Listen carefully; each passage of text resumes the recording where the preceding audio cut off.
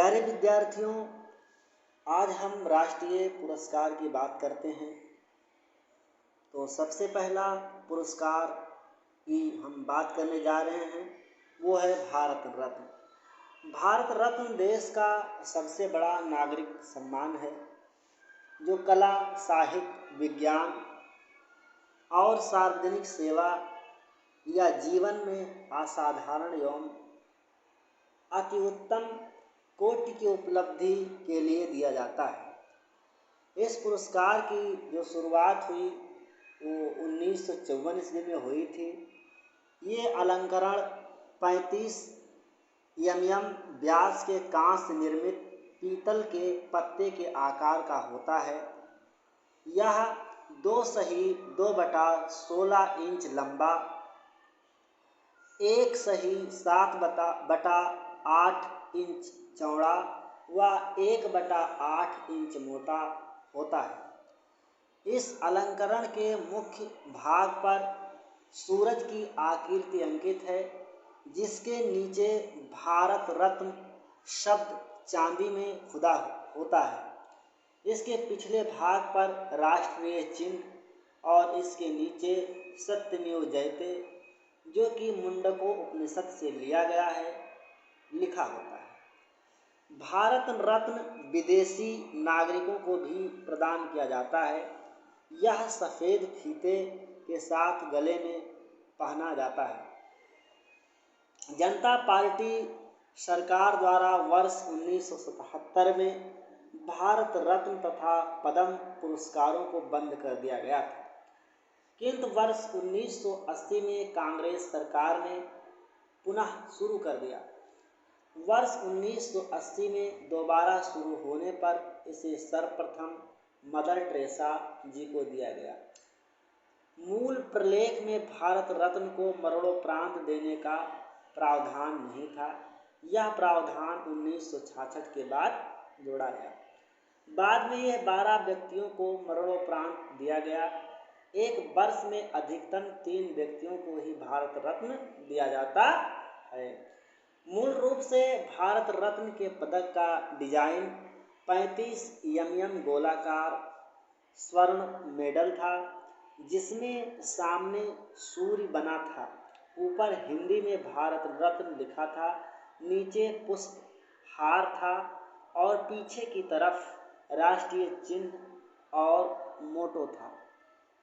फिर पदक के डिजाइन को बदलकर ताम्र के बने पीतल के पत्ते पर प्लेटिनम का चमकता सूर्य बना दिया गया, जिसके नीचे चांदी में देवनागरी लिपि में लिखा रहता है भारत रत्न, और यह सफ़ेद फीते 51 mm के साथ गले में पहना दिया जाता है।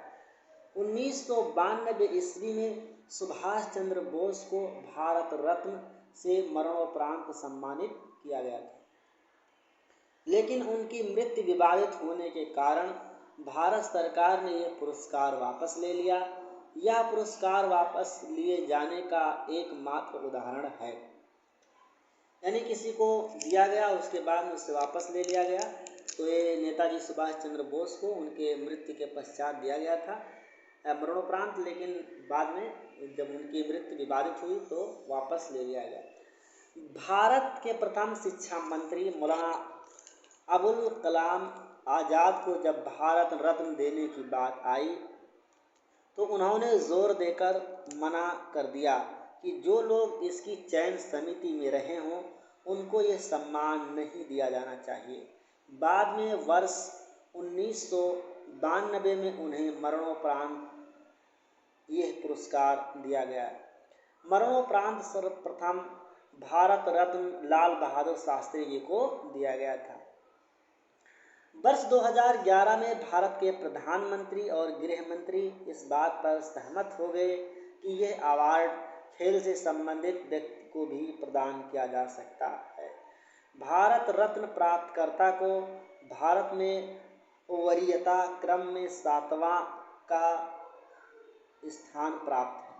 अब तक दिए गए 41 भारत रत्नों में से 2 बार विदेशी व्यक्तियों यानी खान अब्दुल गफ्फार खान 1987 में इनको मिला था और दूसरे हैं नेल्सन मंडेला, इनको 1990 में दिया गया है। अब हम इसके बाद में एक और पुरस्कार की बात करते हैं। यह पुरस्कार है पद्म पुरस्कार।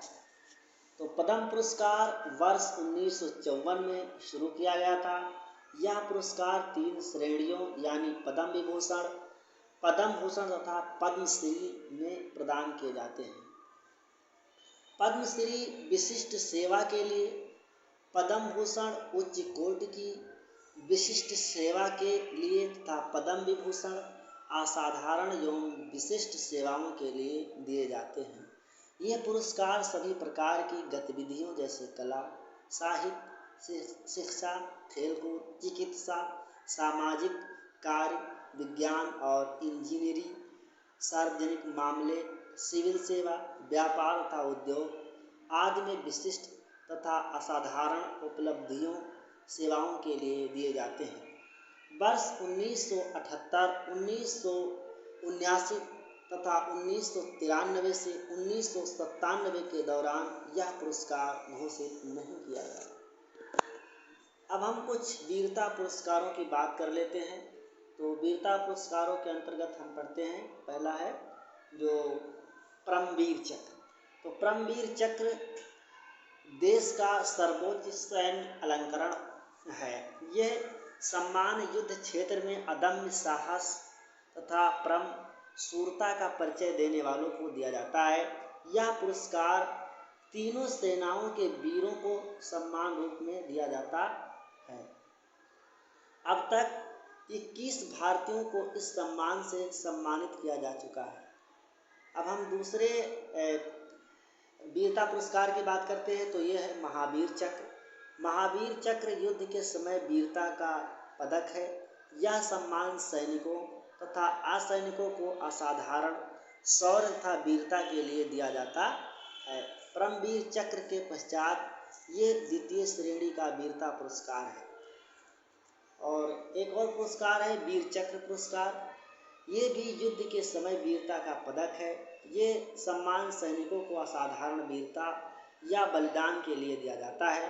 भारतीय सेनाओं में इस पुरस्कार का महत्व अत्यधिक है।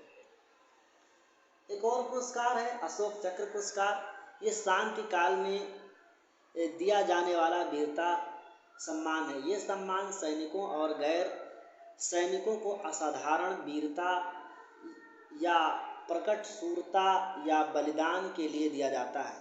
इस सम्मान की स्थापना 1952 में हुई थी। फिर इसके बाद हम एक और कीर्ति चक्र पुरस्कार की बात करते हैं। तो ये पुरस्कार शांति काल में दिया जाने वाला वीरता पदक है। ये सम्मान सैनिकों तथा गैर सैनिकों को असाधारण वीरता या प्रकट शूरता या बलिदान के लिए दिया जाता है। और वीरता पुरस्कार में सबसे आखिरी जो हम बात कर रहे हैं यह है शौर्य चक्र। ये भी शांति के समय दिया जाने वाला वीरता पदक है। ये पुरस्कार सैनिकों तथा गैर सैनिकों को असाधारण शौर्य एवं अदम्य साहस प्रदर्शित करने के लिए दिया जाता है। हम यहाँ पर बात कर लेते हैं साहित्यिक व सांस्कृतिक पुरस्कार की। तो सबसे पहले इसके अंतर्गत हम पढ़ेंगे और जानेंगे ज्ञानपीठ पुरस्कार। तो भारत का प्रत्येक नागरिक जो संविधान में उल्लिखित 22 भाषाओं में से किसी भी भाषा में लिखता है वो इस पुरस्कार के योग्य है। इस पुरस्कार के तहत 11 लाख की राशि के साथ प्रशस्ति पत्र व वाग्देवी की प्रतिमा दी जाती है। हिंदी तथा कन्नड़ भाषा के लेखक सबसे अधिक 7 बार यह पुरस्कार पा चुके हैं।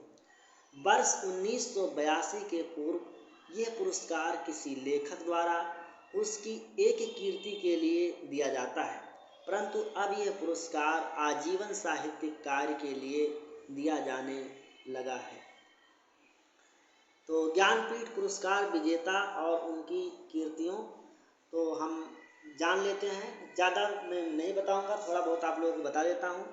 तो वर्ष 1981 में अमृता प्रीतम जी को मिला था और इनकी कीर्ति थी कागज ते कैनवास, जो पंजाबी ज़बान में लिखी गई है। दूसरी है महादेवी वर्मा, इनको 1982 में मिला था। इनकी कीर्ति यामा है जो हिंदी ज़बान में लिखी गई है। और एक है 1985 में पन्नालाल पटेल को, इनको इनकी जो किताब है मानवीनी भवाई, ये गुजराती भाषा में है, इनको मिला है। फिर 1989 ईस्वी में कुर्रतुल ऐन हैदर को मिला है उर्दू साहित्य के लिए। 1991 में सुभाष मुखोपाध्याय, इनको बांग्ला साहित्य के लिए लिखाया है। 1992 में नरेश मेहता जी को हिंदी साहित्य के लिए दिया गया। फिर 1997 में अली सरदार जाफरी को उर्दू साहित्य के लिए दिया गया है। अमरकांत व श्रीलाल शुक्ल संयुक्त, इनको 2009 में हिंदी साहित्य के लिए दिया गया है। फिर मैं एक और लोग की बात कर लेता हूँ।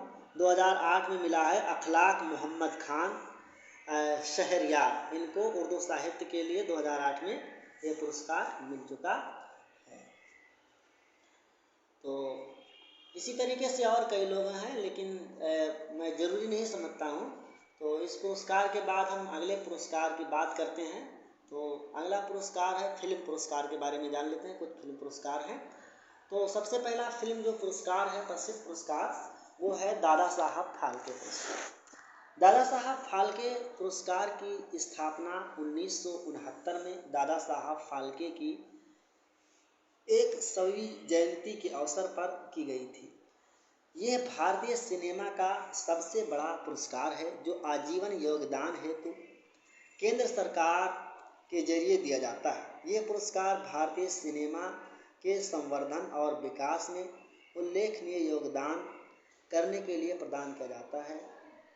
वर्ष 1969 के प्रथम पुरस्कार देविका रानी को दिया गया था। वर्ष 2018 का दादा साहब फाल्के अवार्ड प्रसिद्ध सिने अभिनेता और हिंदी सिनेमा के महानायक कहे जाने वाले प्रख्यात अभिनेता अमिताभ बच्चन को वर्ष 2019 में अधिकतम अच्युतन नंबूदरी मलयालम प्रदान किया गया है। तो इसके बाद में हम और दूसरे पुरस्कार की बात करते हैं। तो राष्ट्रीय फिल्म पुरस्कार। तो राष्ट्रीय फिल्म पुरस्कार, यह पुरस्कार भारत के सूचना एवं प्रसारण मंत्रालय के फिल्म समारोह निदेशालय द्वारा दिया जाता है। ये वर्ष 1954 से गैर फीचर तथा फीचर दोनों तरह की फिल्मों के लिए दिया जाता है। फीचर फिल्म खंड में 31 श्रेणियों में पुरस्कार दिए जाते हैं, जबकि गैर फीचर फिल्म खंड में 22 श्रेणियों में पुरस्कार दिया जाता है। वर्ष 1953 में प्रदर्शित फिल्म श्यामची आई मराठी भाषा में बनी थी। इसको 1954 में प्रथम राष्ट्रीय पुरस्कार प्रदान किया गया था। फिल्म फेयर पुरस्कार, ये भी एक पुरस्कार है। फिल्म फेयर पुरस्कार टाइम्स ग्रुप द्वारा प्रतिवर्ष हिंदी तकनीक उत्कृष्टता के लिए प्रदान किया जाता है। यह पुरस्कार वर्ष 1953 में शुरू किया गया था। फिल्म फेयर पुरस्कार के लिए पब्लिक एवं विशेषज्ञ समिति दोनों मतदान करते। यहाँ पर हम कुछ और पुरस्कार की बात कर लेते हैं। जो तो पहला पुरस्कार है साहित्य अकादमी पुरस्कार। इसकी स्थापना 1954 में हुआ था और इसकी संस्था जो देने वाली संस्था है साहित्य अकादमी। और पुरस्कार राशि इसमें 1 लाख मिलता है। अंग्रेजी सहित 22 मान्यता प्राप्त भाषाओं में पिछले 5 वर्षों में प्रकाशित उत्कृष्ट रचना के लिए दिया जाता। फिर है भारतीय सम्मान। इसकी स्थापना 1981 में उत्तर प्रदेश हिंदी संस्थान द्वारा हुआ था और इसकी राशि है 2,51,51,000 साहित्य सृजन एवं हिंदी सृजन के अनावृत के लिए। इसी के साथ आज का पाठ खत्म हुआ।